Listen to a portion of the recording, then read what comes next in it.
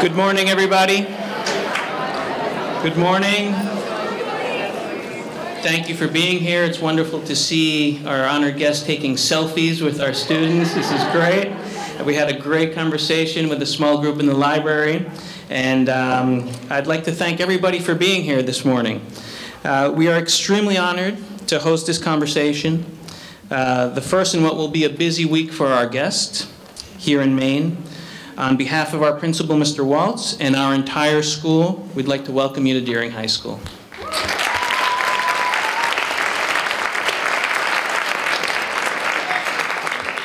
Thank you also to the members of our community, our school community here that are here to share this moment with us, including Jill Sadie from the Council on International Educational Exchange, an important partner for Deering in our global curriculum quest. The current law school dean, Peter Pedigoff, and incoming dean, Danielle Conway, coming all the way from warm, sunny Hawaii. Thank you for being here this morning. A little applause for a little sunshine. Very special thank you to Kathy Lee, the organizer of the Justice for Women series, and an important partner as well for us here and a promoter of what we're doing here at Deering. But most importantly, to our honored guest, Ms. Ruchita Gupta, for sharing your expertise with us.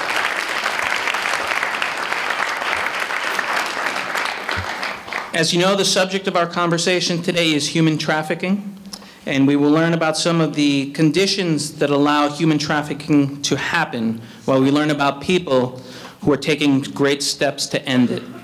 We're invited to reflect on how we ourselves can raise awareness about this issue and contribute to its elimination here locally and globally. As always, there will be support available from our school social workers and our guidance counselors who will be available in room 226 out here on the left during our discussion and in the library throughout the day. Thank you, all of you, for being here with us. A reminder to please silence your cell phones at this time. And it is now my great honor to present Alexa Lorem Ho, our student body president, who will be introducing today's facilitators.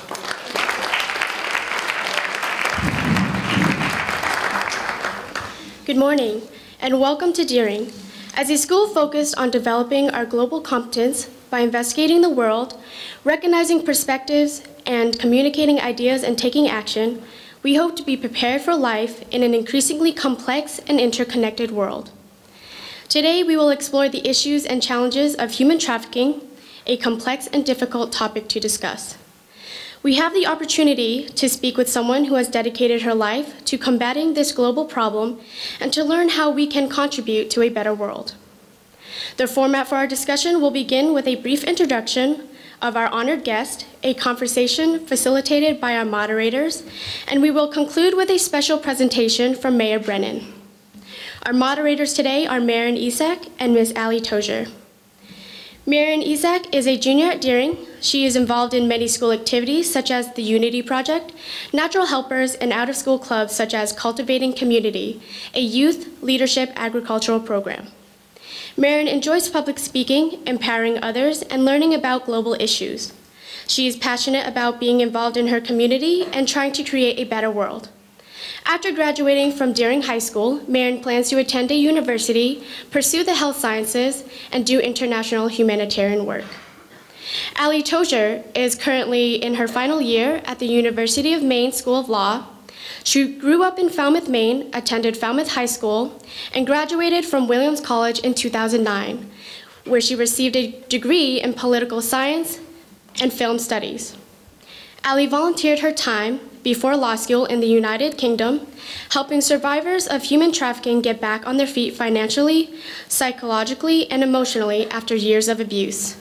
She took on a leadership role in a nonprofit organization called HERA, as she worked to develop partnerships, spread awareness about human trafficking, and expand the impact of the program. Ali traveled around the UK and presented at safe houses, telling survivors of trafficking about the course and signing them up.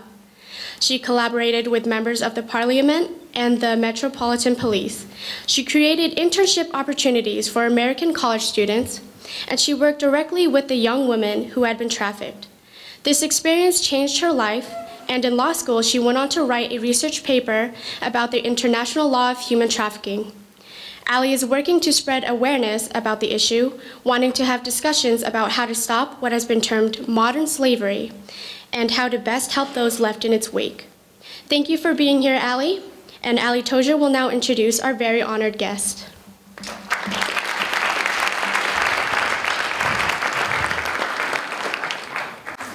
Thank you everyone for being here today, talking about this very important and timely issue. We're going to let Ruchira Gupta speak about herself and about why she's here today to talk to you. So I'm going to start by saying thank you for being here today. Thank you. I'm really pleased to be among all of you, and I want to thank Justice for Women for bringing me here, and to the students of Deering High School for just taking out the time to pack this auditorium to listen to a subject which I feel passionately about, and also know that it's uncomfortable for anybody to start the journey on understanding.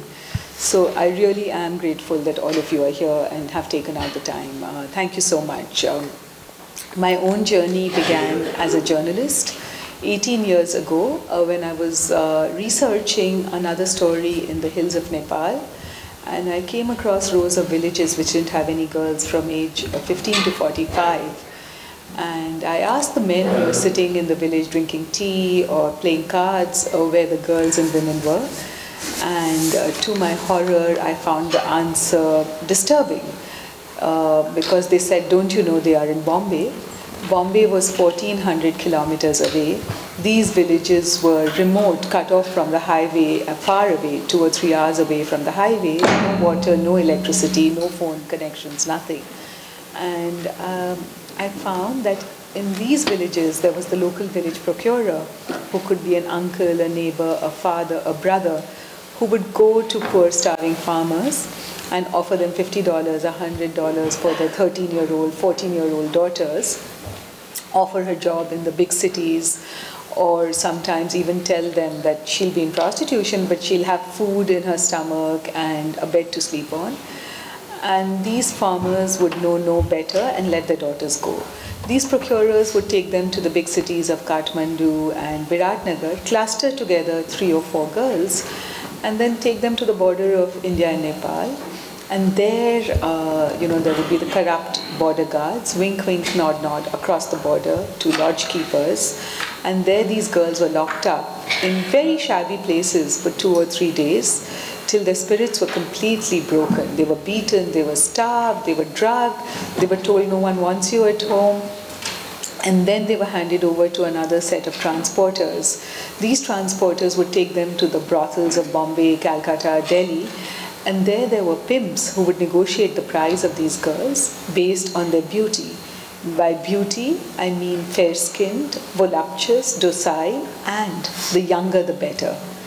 The younger I've met is a 7-year-old, but the average age of a girl being sold into prostitution in India is between 9 and 13. In America, between 13 and 15.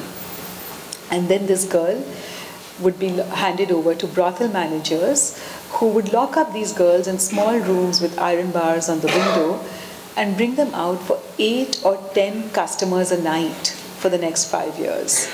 So these girls would be raped repeatedly, and behind these brothel managers were brothel owners, landlords, financiers, organized criminal networks.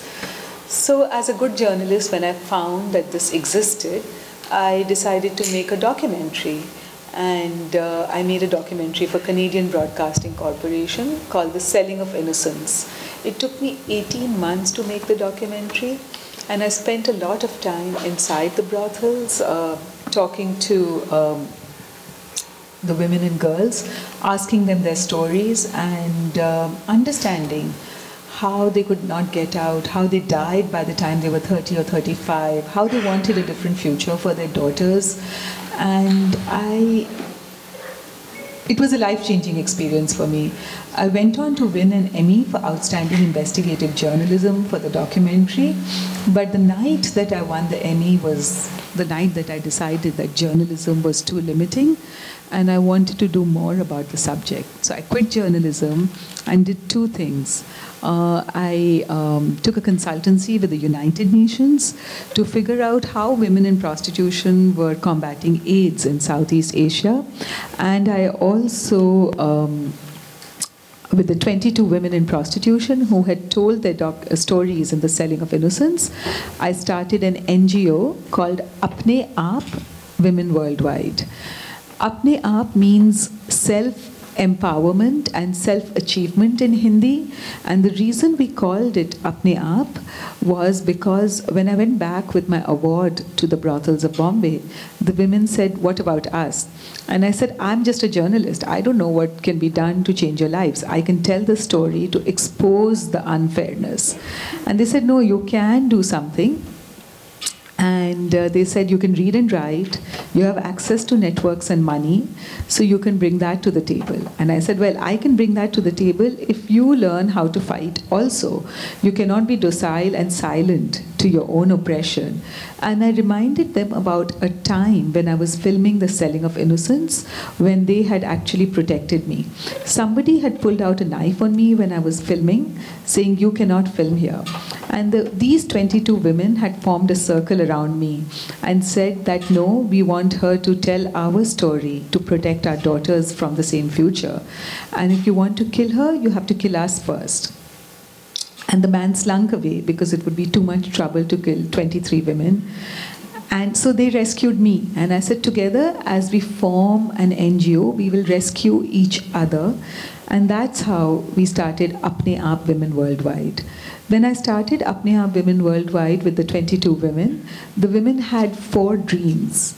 The first dream was they wanted school for their children. They said, whatever has happened to us has happened, but we want to have a different destiny, a different future for our daughters. The second dream they had was they said they wanted a job in an office. And I asked them, I said, "What do you mean by a job in an office?" And they said, "Well, where nobody beats us, where there is old age pension, nobody shouts at us, where it has fixed working hours, a fixed monthly salary." And I thought, of course you want a job in an office. And the third thing they said, which was exactly like Virginia Woolf, they said they wanted a room of their own. And I said, "What does that mean?" And they said, "Well, you know, not a bed in a shelter or in a brothel, but something which is ours where nobody can walk in where they like, where we can sleep for as long as we want to, where our children can play safely on the floor." And the fourth thing they said was that they wanted justice. And I asked them, I said, "What does justice mean to you?"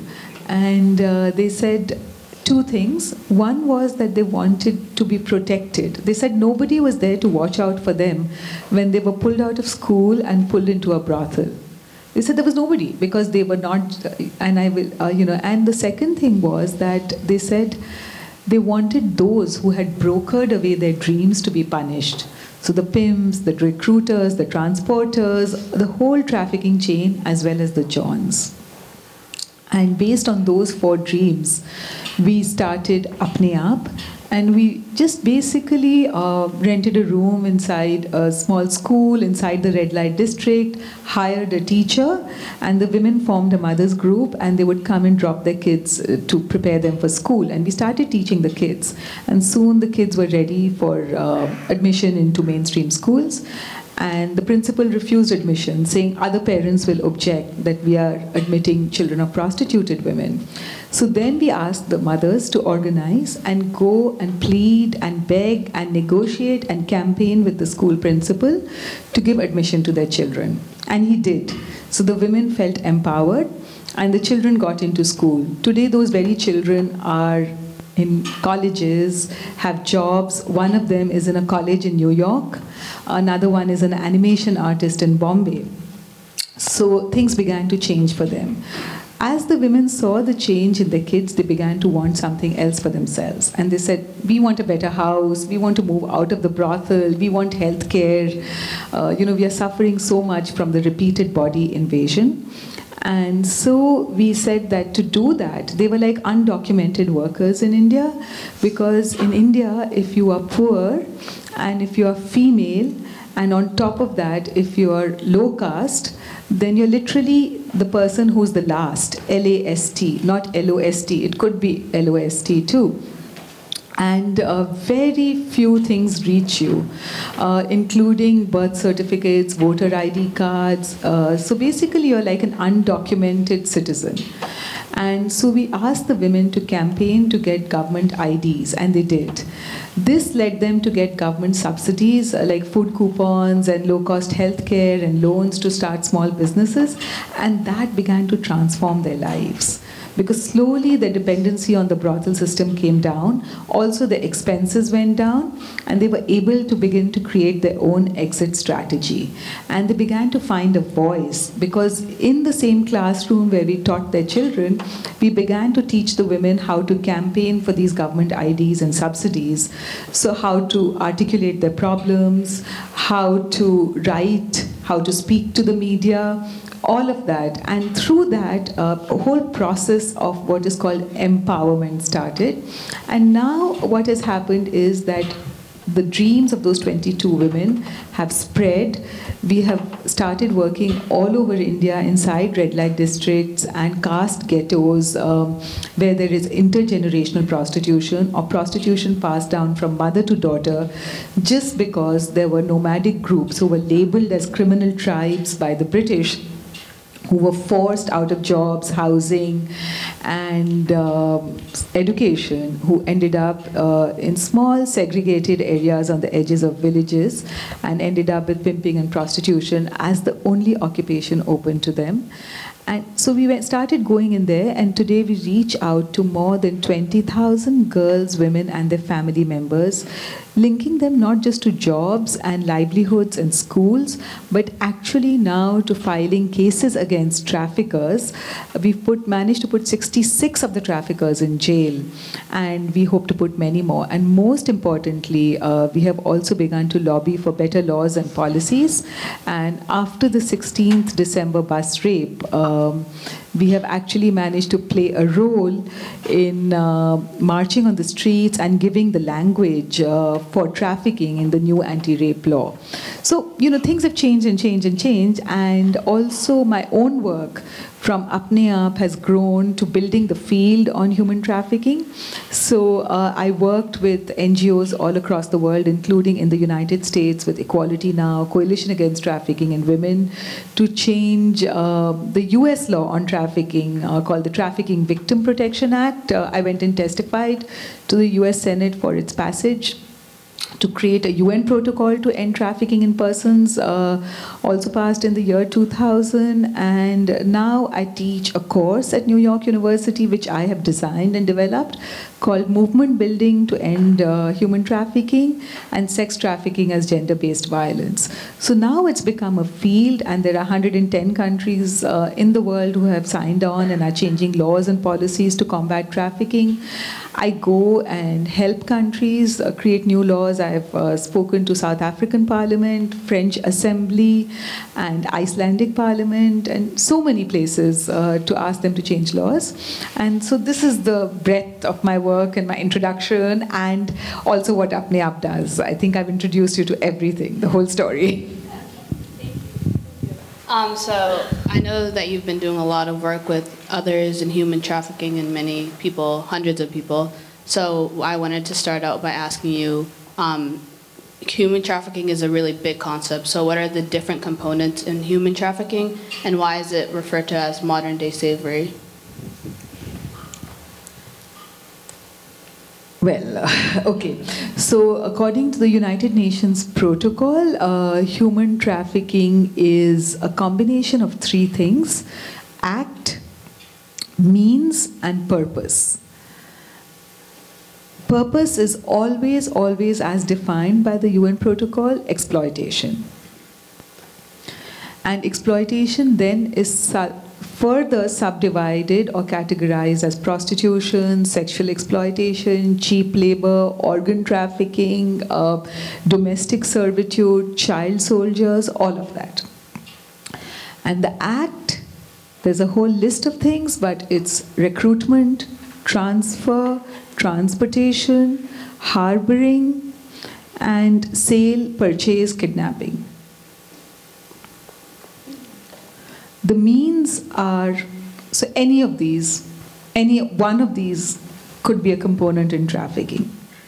The means are trickery, seduction, force, fraud, coercion, and very importantly, abuse, and abuse of a position of vulnerability.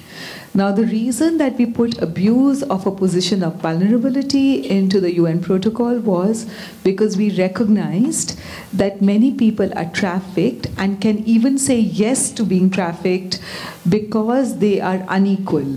And they are unequal because of their race. They could be black and, or they could be Native American. In India, they could be someone of a lower caste. On top of that, they could be female and devalued. And on top of that, they could be teenagers, so that people would not respect their decisions and take decisions for them and control them because of that. They could be in places where there was conflict or there was a tsunami or some natural disaster. And all of that, they could be homeless, they could be transgender, there could be so many reasons which cause their inequality and their vulnerability, which traffickers then preyed upon. And so therefore we put abuse of a position of vulnerability, because very often there could be women who chose, and I'm saying chose, quote unquote, to be in prostitution as a survival strategy.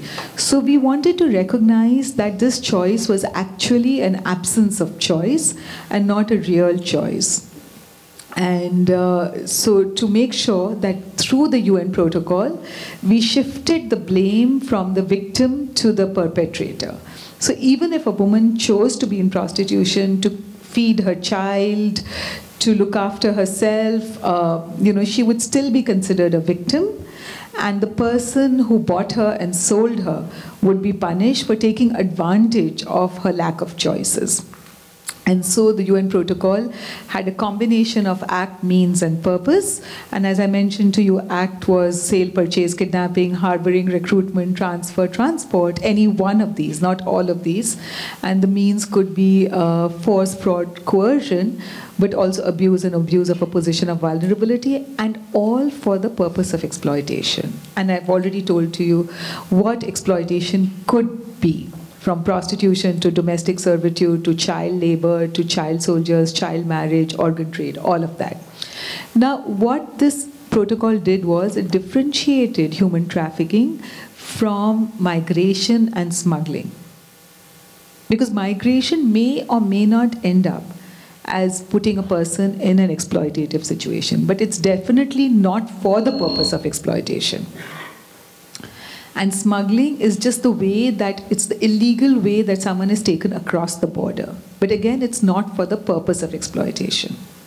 The other difference between migration and smuggling and human trafficking is that migration and smuggling always have to have movement.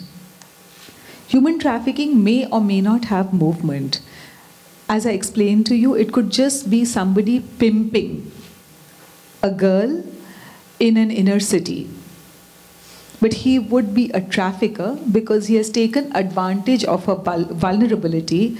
She may come from a dysfunctional family, she may be dependent on drugs, she may be looking for love, and he may recruit her in that process. So the means there would be, the act would be recruitment, the means would be taking advantage of a vulnerability, and he would do it for the purpose of exploitation. So pimping would be considered trafficking, though there is no movement. And that is the difference between human trafficking, migration, and smuggling. Thank you, Ruchira. Some people might be surprised or confused to hear about this issue and the extent to which it exists in the world. Could you talk a little bit about how big of a problem it is, any statistics you might know, how much money traffickers make from this, and then what laws have come? You talked a little bit about it, but expand on what laws are in place around the world, and what's this movement about in terms of making it illegal? It's hard to define the scale of the problem because it's run by an underground illegal industry, the sex industry. But according to the United Nations Office for Drugs and Crime, they say there are 27 million people enslaved in the world right now, and more being brought in every day, even as I speak, hundreds and thousands, and this goes into some figures say 200,000, some say 300,000, and the figures vary all the time. But definitely what we know is the tip of the iceberg, because these are the numbers we can count through police reports, media reports, NGO reports. And what is behind these brothels and, the few people that we can reach out to, we don't even know the extent of the nature of the crime. Also, alarmingly, the United Nations Office for Drugs and Crime says that this is the third largest crime in the world. And profits made from this crime go into billions of dollars, and sometimes even crosses the arms trade and the drugs trade. So you can imagine how big it is. And there are organized criminal networks who are running this industry because it is so profitable, and they will not let it die down. Because there have been instances where Interpol and our Justice Department, and in India the Home Ministry, they've been trying to go after the traffickers, but the traffickers invest a lot in keeping it going, and they have their own methods of creating a demand for trafficked people. One of them is the pornography industry, which they actually, through the internet, through SIM cards on phones, what they try to do is to promote the purchase of sex, and sex connected with violence and domination, as the sex to aspire for. And young boys who are surfing the net to do homework will find a cartoon character telling them, suddenly, want to have some fun with me?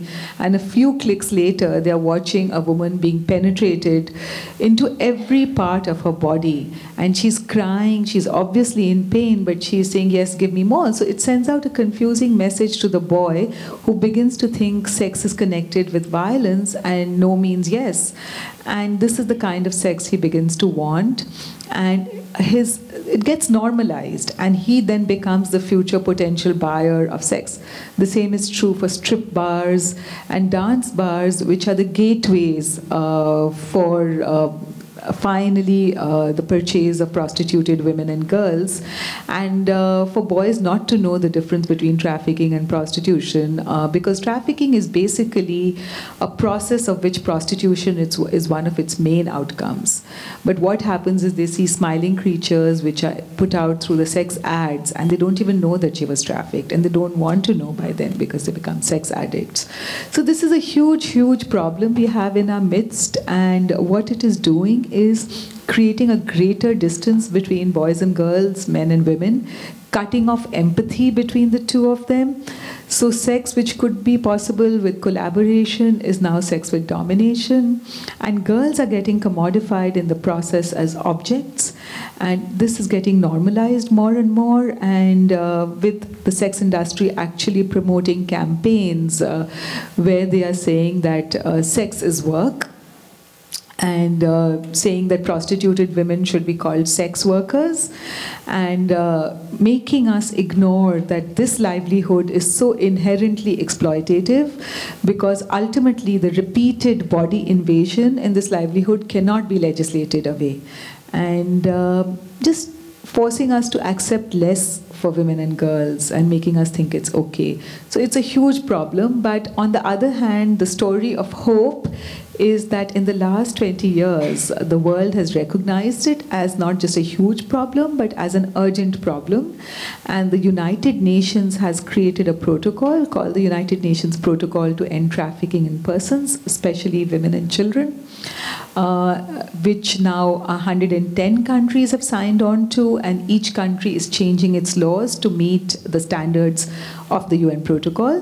The United States law is called the Trafficking Victim Protection Act, and what it does beautifully is that it shifts the blame from the victim to the perpetrator by asking for the punishment of traffickers, and providing a T visa for victims of trafficking so that they are not treated as illegal immigrants, but instead given a visa plus health support, legal support, and safe housing so they can actually testify against their traffickers and also begin to rebuild their lives. The same is happening in my own country. We have Section 370 of the Indian Penal Code, where we have criminalized the process of trafficking for sexual exploitation using the same definition as the UN protocol. The best laws in the world right now are in Sweden and Norway, and this is known as the Nordic model. What it has done is that it has made criminal the purchase of sex. So a John is penalized and punished for buying sex, and traffickers are penalized and punished for buying women and girls and selling them to the Johns. And at the same time, what these laws have done is has decriminalized women and girls or the selling of sex. So even if a woman or girl is selling sex, she is considered as a victim of a crime and the victim of her inequalities and her vulnerabilities. So she is not punished at all. And this gives us a chance to come forward and speak up against traffickers, testify against Johns, and takes away her shame and her guilt and her fear. And so in Sweden and Norway now, trafficking has actually come down because of this. And there are other countries, even as I speak, who are trying to use the Nordic model, as it's called, to create new laws. So France, UK, Finland, Iceland, country after country is changing its laws to do that. So I wanted to ask, since you were doing all this work with human trafficking and how it's such a big issue and how it's dangerous as well, was your life ever in danger due to the nature of your work? Sorry. Yes, of course, because the sex industry is really well organized and it's controlled by criminal gangs. And, for them, life is cheap and threats are the weapon they use to put fear into us. So, for example, when I was filming The Selling of Innocence, as I mentioned to you, somebody pulled out a knife on me and wanted to kill me, and I was protected by women in prostitution. Later, over the years, I constantly get threatened on my phone. My car has been vandalized. Recently, somebody walked into my office and took a photograph of mine, a portrait, and made holes on my whole face with pinpricks and pinned it up in my office wall. So they obviously walked into my office. Every time we raid a brothel or we file a case against a trafficker, I immediately get a phone call on my phone. On Tuesday, on Monday, a week ago, I won a huge award at the United Nations NGO CSW New York Committee. And as I was taking a taxi to pick up my award, to go to the award ceremony, I got three horrible messages on my WhatsApp saying, "Are you naked just now?" And the other one was that I have a 9-inch penis. So, it was just really, really demeaning and dehumanizing and insulting to sort of spoil the moment when I was getting the award. But our car has been stolen, files in our office have been stolen. There has also been rumor mongering about my character constantly, so yes, we face a backlash and threats all the time, but it only makes me more determined because nothing's going to drive me back. It's a journey I've started, and I have now, 20,000 strong network behind me, and other NGOs and feminist leaders behind me. So I feel much stronger from them, and not weak from these calls or threats, because this is only a symptom of our success. So it seems that there's two angles to human trafficking: the preventing human trafficking, punishing the Johns, as you say, which are the ones who buy the sex, and the traffickers, and trying to prevent it from happening. But then also the other angle, which is helping those who somehow get out, and what can society do? You were explaining that laws are coming into existence as we speak that are attempting to address both those angles. What are the weaknesses in the implementation of those laws, both for punishing and for helping the victims? Punishing the perpetrators. Yeah. So basically, first of all, the laws don't have enough budget allocations behind them. And because they don't have enough budget allocations, what it means is that there's very little money for victim services. And victims need so much help. First of all, they need housing when they get away from a trafficking ring. Then they need health support because they suffer from so many diseases because of the repeated body invasion and body contact. And, from sexually transmitted diseases to repeated abortions to violence done to their bodies, like cigarette butts being stubbed out on them, bottles being shoved up their vagina, to, so much. It's just been, they suffer from fever, from tuberculosis, jaundice. Then on top of that, they have mental health issues from attention deficiency disorder to psychosocial trauma. And, from rape, the beatings, it just goes on and on. And they need so much health care. Then they need support to start and get new livelihoods. And these could be multiple ways of doing things, from job training to, just self-employment and ways of figuring out how to survive. And looking after their children, because they all have children and they all have needs for their children. Then many of them are dependent on drugs and alcohol, so they need detox. So, there has to be much more budget allocation for exit strategies for women and girls who are already trafficked, but also budget allocations for investment in the last girl. And by the last girl, I mean somebody who is poor, who is female.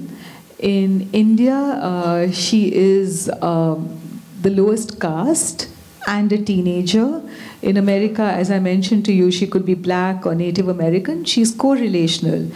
And very often, most of the laws and policies and budget allocations and government services completely elude her. And, she's not even able to get an education or job skills. So she is the person that the trafficker goes to prey upon. And we really need to increase investment in that last girl and put her first. So we need to campaign for that and make sure that budget allocations increase and don't decrease. Plus training of lawyers, judiciary, police, prosecutors, so that they start using the new laws that we are creating to shift the blame from the victim to the perpetrator, to start convicting traffickers, Johns, instead of putting the women and girls through the criminal justice system. Okay, so you talked about how people are kind of trapped into this and they're vulnerable and they can't get out of it. What are ways that some females or children or those who are affected by human trafficking can get out of human trafficking, and how do they feel afterwards? And how do they get this emotional burden or trauma off of their chest? There are many ways, and there's no one size fits all, but definitely victims of trafficking need social, emotional, political, economic, and legal support because everything has been stripped away from them, and they need to walk a journey back to healing. And this begins from, first of all, as I mentioned, meeting the healthcare needs, but after that, building self-esteem and self-confidence through dance, music, art, karate, also the ability to be able to articulate their problems, form friendship groups with other women like them, consciousness-raising groups, support groups, so they find a safe space to speak in. And they have the ability to actually story-tell their problems, which is a big, big healing process. Then the ability to know how to negotiate with the government, campaign for what they need so that it is their own journey. And then after that, as I mentioned to you, all the needs that a government can provide, which is a safe house when they are actually out of a brothel, health and legal support to walk the journey out of the safe house so that they can actually testify against the traffickers, who very often will try to control them again. So they need to put them into jail so that they are not lurking around to try and prey upon them. And livelihood skills and job training, access to small loans so they can even start small businesses is very useful. And, to take solutions to where they are rather than creating top-down solutions, really. So we have to figure out and create systems and mechanisms through our legal system where rehabilitation, as we call it, is actually an exit strategy for the woman, and it can reduce her dependency on the brothel system, but also reduce her dependency on the exit strategy that we create. So make her walk the journey from dependence to independence. And so we have to go where she is, where it's local. Thank you, Ruchira. At this moment, we want to open it up to questions to the audience, just for a few questions. We don't have that much time, but there's many, many things we can talk about. This issue is broad, as you can tell. So if you have a question, raise your hand, and we'll try to get to a few people. Microphone.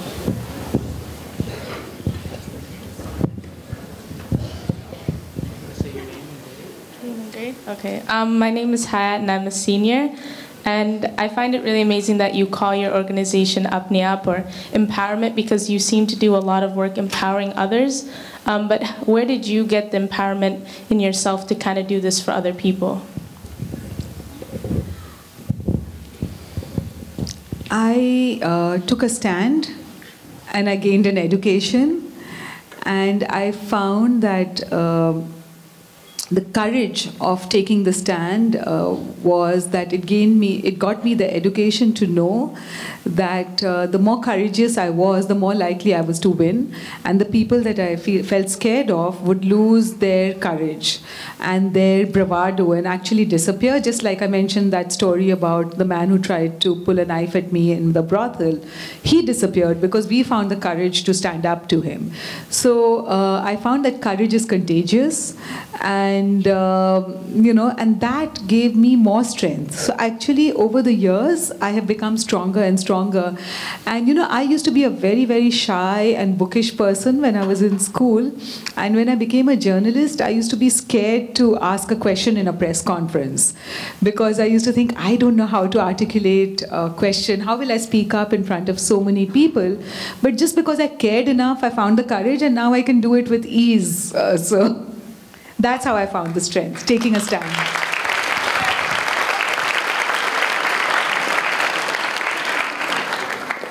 It would be good, those who want to ask questions, because we can't see properly if you just stood up, because sometimes we may not even be able to notice you.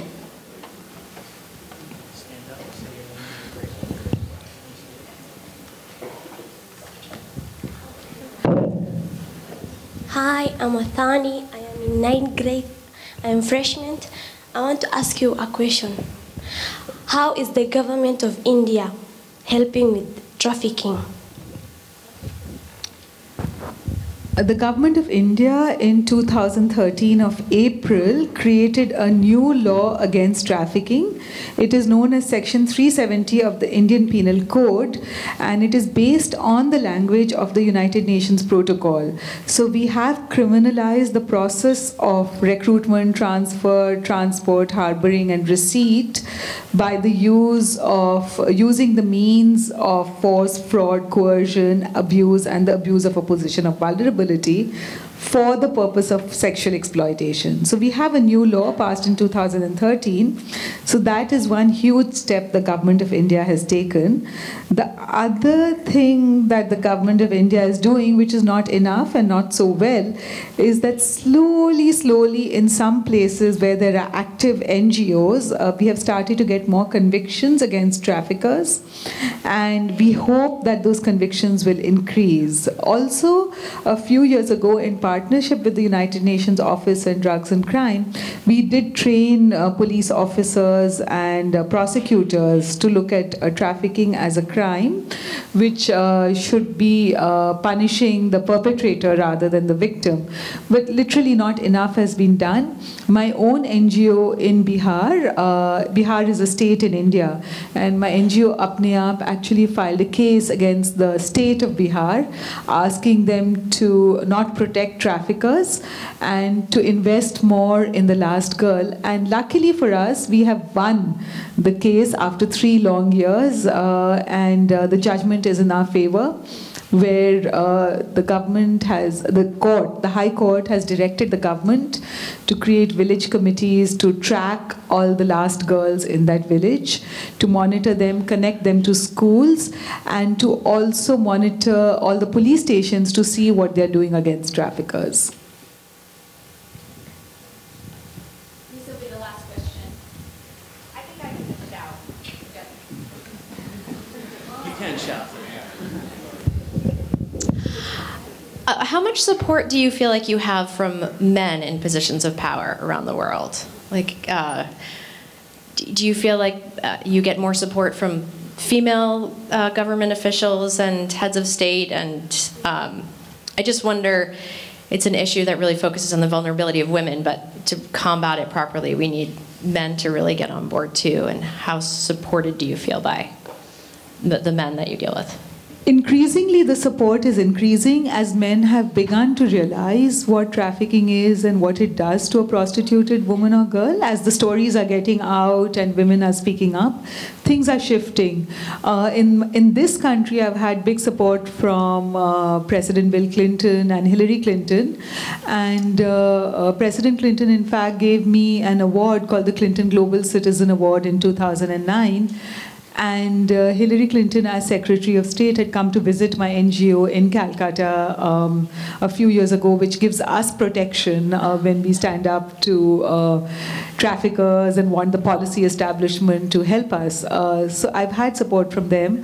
From France, the Women's Rights Minister, Najat bin Qasim, had come to visit with Apne Aap and then got me to come and speak to her French Assembly.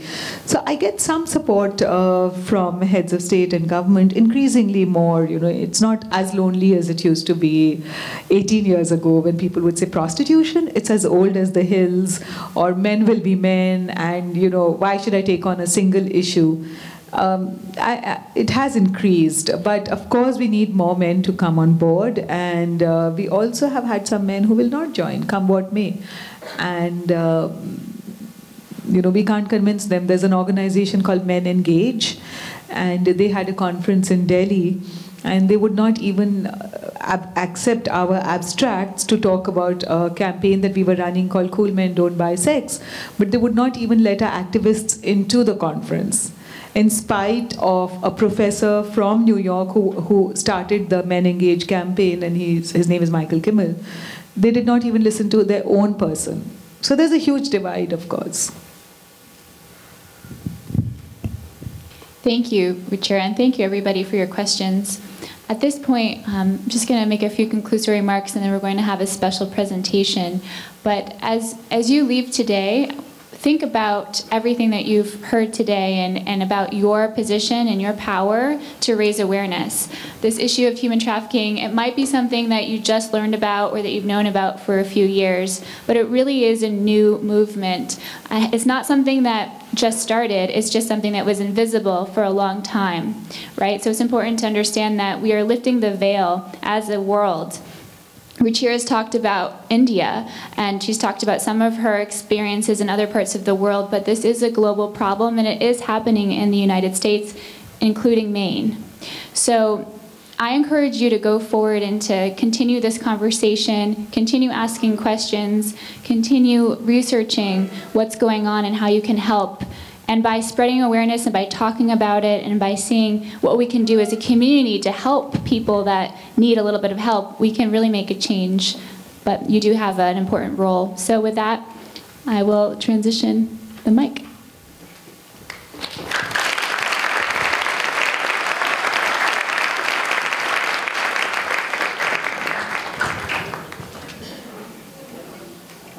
As many of you know, I'm very proud to be your principal here at Deering High School. I'm especially proud today. You have been the most fantastic and respectful audience. So give yourselves a hand. Incredible.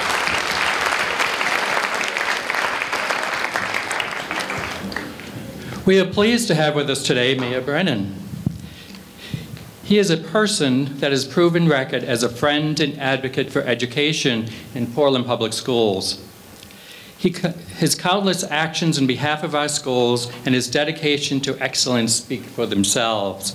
At Deering High School, our mission statement, all Deering students are globally competent and graduate ready for college and career. We have defined the global competence as the ability to investigate the world, recognize perspectives, communicate ideas, and take action, as exemplified here today. I especially thank Mayor Brennan for his personal commitment to supporting our mission.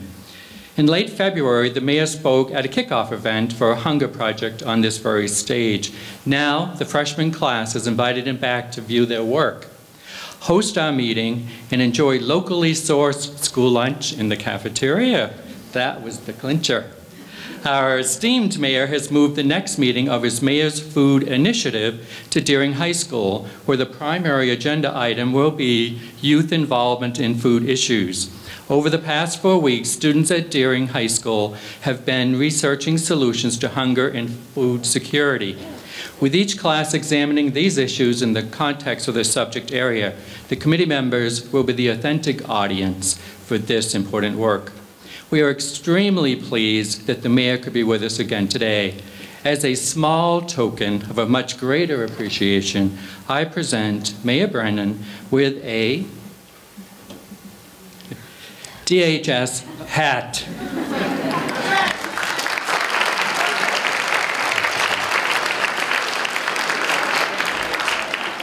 With the condition that he wears it at the next televised city council meeting tonight. Ladies and gentlemen, I'm pleased to present Portland's Honorable Mayor Michael Brennan.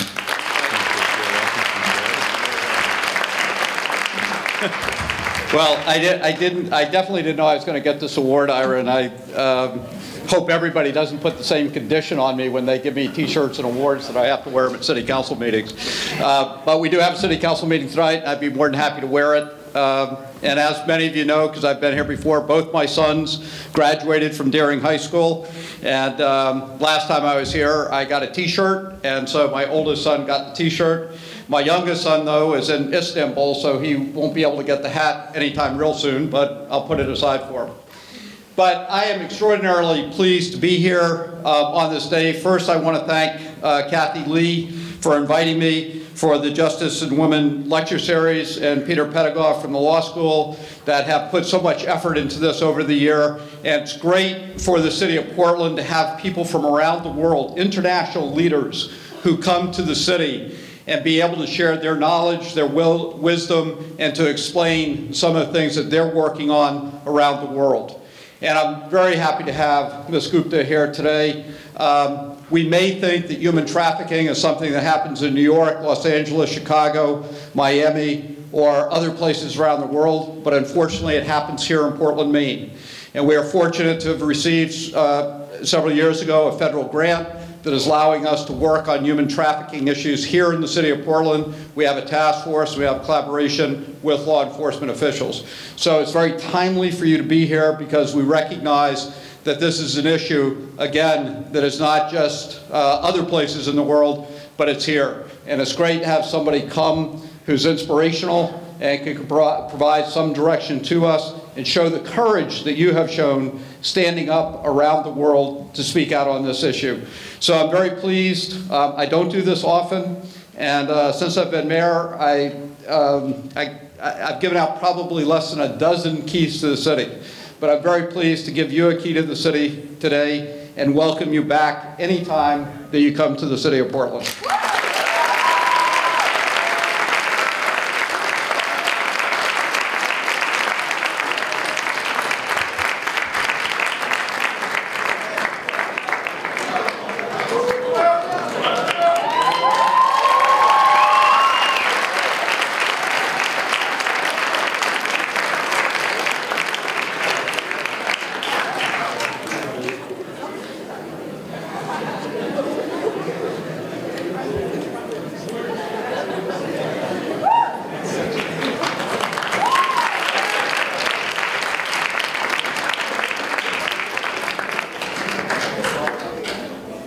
Mayor Brennan. And thank you also to Ruchira Gupta, Ali Tozer, and Marianne Isaac for leading us in this conversation this morning. We have one more small token of our appreciation, a T-shirt with the Learning Without Borders, Deering High School, and we have one for Ali, one for Ms. Gupta, and Marianne will, I think you have one, but we'll get you one.